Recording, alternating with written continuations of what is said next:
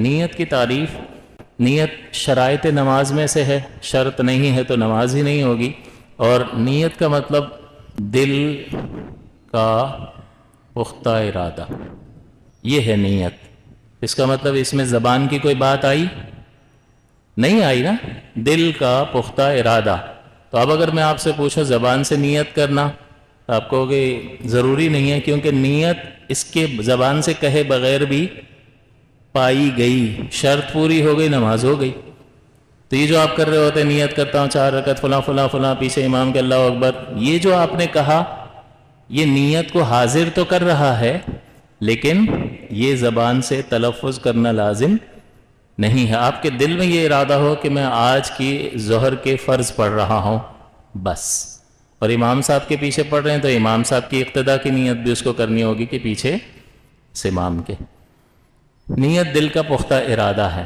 الفاظ کے بارے میں کیا خیال ہے؟ تو الفاظ کا اعتبار نہیں ہے.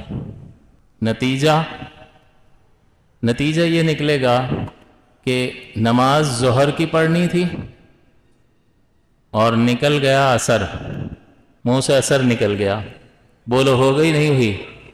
دل میں ظہر ہی تھا، لیکن جب بولنے گئے تو الفاظ کا، زبان سے ادا کیے گئے الفاظ کا اعتبار نہیں ہے، دل کا اعتبار ہے، نماز ہو گئی. پھر زبان سے نیت، اس کی شرعی حیثیت کیا ہے؟ جب میں نے آپ کو بتا دیا کہ نہیں کریں گے تب بھی نماز ہو جائے گی، تو اس کا مطلب یہ لازم نہیں ہے، لیکن شریعت اس کو پسند کرتی ہے، اس لیے اس کو مستحب قرار دیا کہ اگر زبان سے بھی کہہ لیں گے تو آپ کو فائدہ ہوگا، اجر ملے گا، لیکن نہیں کریں گے تو شریعت کوئی گرفت نہیں کرتی ہے. لیکن اس کا فائدہ، اس کو مستحب کیوں قرار دیا؟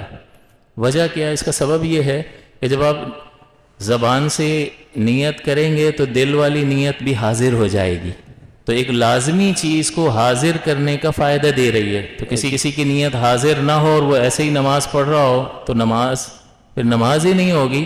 تو یہ زبان سے کہنے کی عادت بہت بہترین ہے کہ یہ اس کو حاضر کر دیتی ہے. جب آپ زبان سے کہہ رہے ہو تو دل میں آ گیا یا نہیں آ گیا؟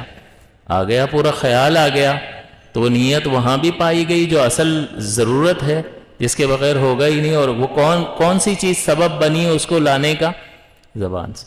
ورنہ آپ نماز پڑھنے لگو تو اپنے آپ سے پوچھ لو بھئی کون سی پڑھ رہے ہو، وہ فوراً پھر خیال آ جاتا ہے آج کی ظہر کے فرض. آپ کو یہ 3 چیزیں، آج کی، عصر کے فرض آج بھی کہیں گے اور نماز کا نام بھی لیں گے اور فرض کا بھی کہہ دیں گے، کیونکہ ظہر کی سنتیں بھی ہیں، ظہر کے نوافل بھی ہیں. تو آپ نے متعین کرنا ہے کہ کون سی نماز آپ پڑھ رہے ہیں، خاص کر فرائض میں.